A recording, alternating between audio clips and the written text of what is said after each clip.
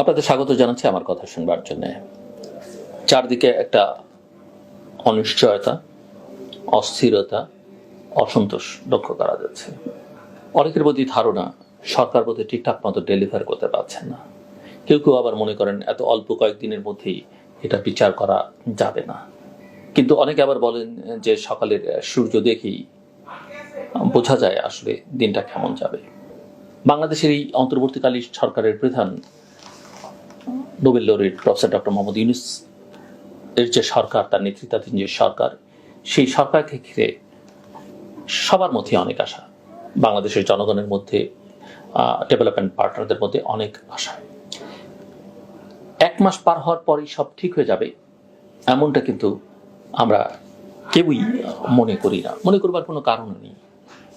কিন্তু এক মাসে সরকারের অগ্রগতি যদি দেখতে চান কেউ, বা সরকার আসলে কেমনভাবে দেশ চালাচ্ছেন তার একটা চিত্র পেতে চাইলে আসলে খুব আশাবাদী হবার সুযোগ আছে বলে কিন্তু মনে হয় না।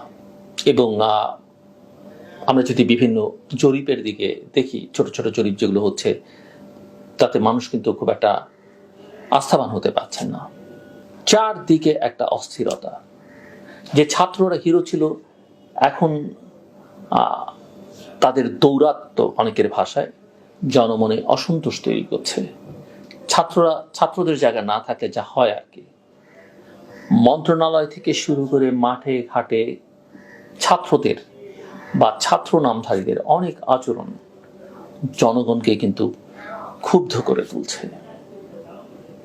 মানুষের আস্থা রাখা, মানুষের ভালোবাসা পাওয়া, এটা একটা কন্টিনিউয়াস প্রসেস।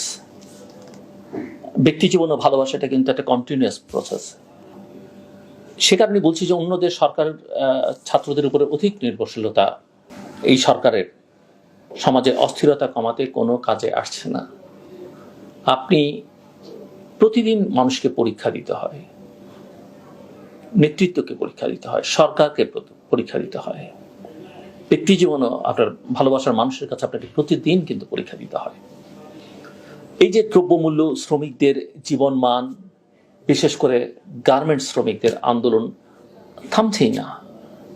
নানান দাবি দাওয়া, এই দাবি দাওয়া তোলা যৌক্তিক কিনা এই সময় সেটাও একটা প্রশ্ন, কিন্তু এটা আমরা দেখতে পাচ্ছি। এর মধ্যে আমরা দেখলাম যে আশুলিয়াতে রোকেয়া বেগম নামে একজন শ্রমিক নিহত হয়েছেন। এবং সব কিছু মিলে সরকার আসলে কতটা জনগণের প্রয়োজন বা তাগিদ, চাহিদা আমলে নিয়ে নিজেদের পরিচালনা করতে পারছেন, সেই বিষয়টি আমার মনে হয় বড় একটা প্রশ্নের মুখে পড়ছে।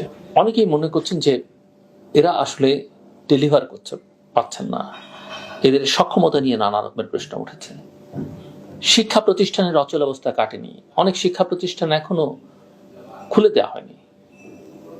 ছাত্রদের হাতে শিক্ষকদের যে লাঞ্ছনার ঘটনা, সেটাও কিন্তু এখনো পর্যন্ত বন্ধ করা যাচ্ছে না।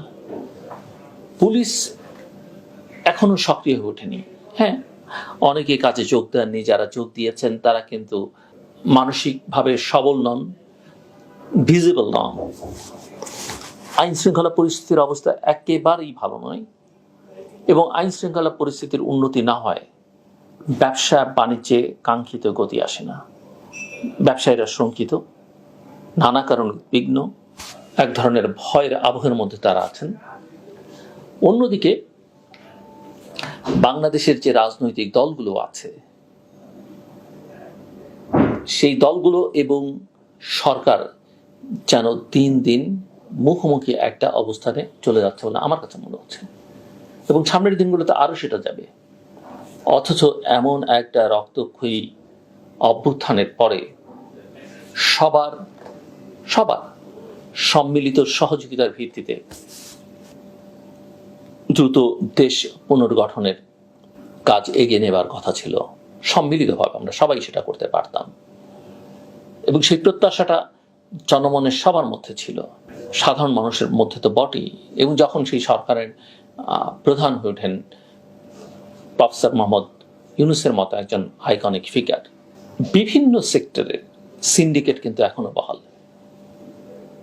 কখনো কখনো পুরনো সিন্ডিকেটের বদলে নতুন সিন্ডিকেট তৈরি হচ্ছে।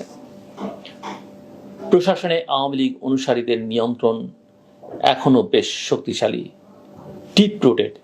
এটা মূলোৎপাটন করা খুব সহজ কাজ নয়। আমাদের প্রশাসনের কেন্দ্রবিন্দু সচিবালয়ে যে সিন্ডিকেট, সেই সিন্ডিকেট যদি ভাঙা না যায়, জনবান্ধব প্রশাসন তৈরি করা কিন্তু সম্ভব হবে না। অন্যদিকে প্রশাসনের বিভিন্ন নিয়োগে কখনো আমরা শুনি এখানে ছাত্রদের নিয়ন্ত্রণ, কখনো শুনি বিএনপির নিয়ন্ত্রণ, কখনো শুনি জামাতের নিয়ন্ত্রণ, কখনো আরো বিভিন্ন সংস্থার নিয়ন্ত্রণ। এগুলো প্রভাব জনমনে কিন্তু এক ধরনের ক্ষোভ তৈরি করছে। ছাত্ররা, বিশেষ করে ছাত্র নেতৃত্বের কারণে তাদের যে জনপ্রিয়তা আকাশচুম্বী ছিল, সেটা কিন্তু দ্রুত হারাচ্ছে। এটা বাংলাদেশে নতুন নয়। আপনি 1971 কিংবা 72-এর শুরুর দিক পর্যন্ত বঙ্গবন্ধু শেখ মুজিবুর রহমানের জনপ্রিয়তার 75 এসে সেই জনপ্রিয়তা বিবেচনা করলে বুঝতে পারবেন। সচিবালয়ের যে অবস্থা আমরা দেখতে পাই, সেটা নিয়ে নানা রকমের প্রশ্ন উঠছে। ছাত্রদের সচিবালয়ে কোনো কাজ থাকবার কথা নয়। কে কোন পদে নিয়োগ পাবার যোগ্যতা ঠিক করার মতন অবস্থা তাদের এখনো হয়নি। আমি জানি আমার কথা শুনলে তারা ক্ষুব্ধ হবেন, অনেকেই ক্ষুব্ধ হবেন, কিন্তু আমি তাদের ভালোর জন্য বলছি।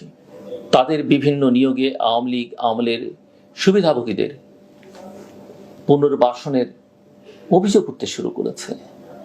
এই ছাত্ররা তো আমাদের পরবর্তী জীবনের জন্য হিরো হয়ে থাকবার কথা, এই ছাত্র নেতৃত্ব, কিন্তু আজকে তারা প্রশ্নের মধ্যে পড়ছে। সেটা ভবিষ্যতের কোনো আন্দোলন সংগ্রামের জন্য কল্যাণকর নয়।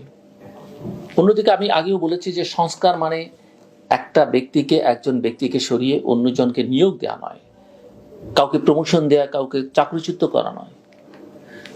পলিসি, নীতি ও কাঠামোগত পরিবর্তন না আনতে পারলে সংস্কার হতাশাই তৈরি করবে। বা এই সংস্কার শব্দটা এটা পরিত্যাজ্য শব্দ, যেটা 2007-08 হয়েছিল। আমি বহুবার বলেছি যে সংস্কার শব্দ আসলে আমাদের সংস্কার শব্দটা বাদই দেওয়া উচিত, বরং রিকনস্ট্রাকশন বা পুনর্গঠন জাতীয় কথাবার্তা বলা উচিত।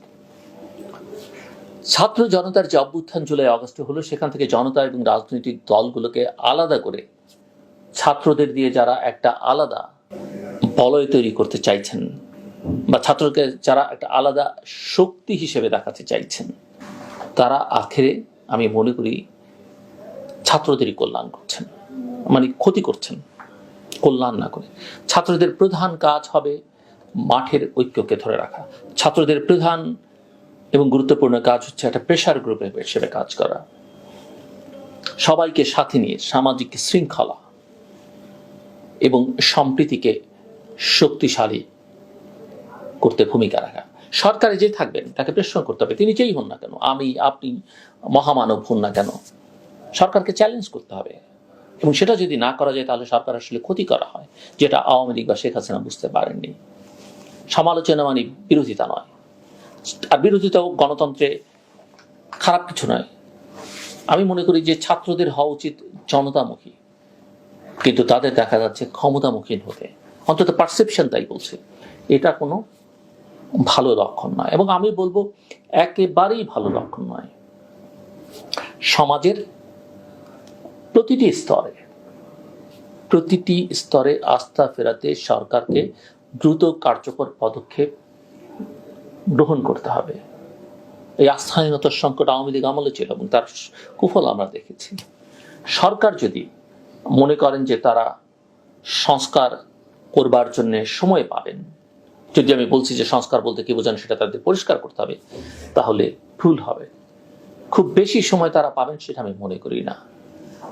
রাজনৈতিক দল বা পলিটিক্যাল পার্টিজ যারা জনগণের ভোটে নির্বাচিত হবে, তাদের হাতে ক্ষমতা যাতে সুষ্ঠুভাবে হস্তান্তর করা যায়, করা হতে পারে, সেই দিকে নজর দেওয়া দরকার। ক্ষমতায় এসে কি তারা ভালো কিছু করবেন? আমি জানি না, খারাপও করতে পারেন, এমনকি আওয়ামী লীগের চেয়ে তো খারাপ করতে পারেন। কিন্তু আমরা একটা সিস্টেম তৈরি করতে চাই, কাজে আমি মনে করি নির্বাচনের দিকে হাঁটাই হবে বুদ্ধিমানের কাজ, এটা ভালো নির্বাচন করা, ইনক্লুসিভ নির্বাচন করা। অবশ্যই আমি ইনক্লুসিভ আবার বলছি।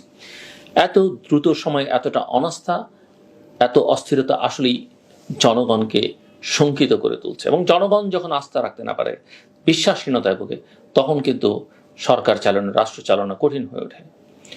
আমি মনে করি দ্রুত এই অচলাবস্থার অবসান চান, এই অচলাবস্থার অবসান বাংলাদেশের জনগণ চায়, এবং দ্রুততার সঙ্গে যত দ্রুত সম্ভব জনগণের আস্থা ফিরিয়ে আনাই হচ্ছে সরকারের কাজ। আমার কথা শুনবার জন্য আপনাদের ধন্যবাদ, আপনাদের সবার জন্য শুভকামনা।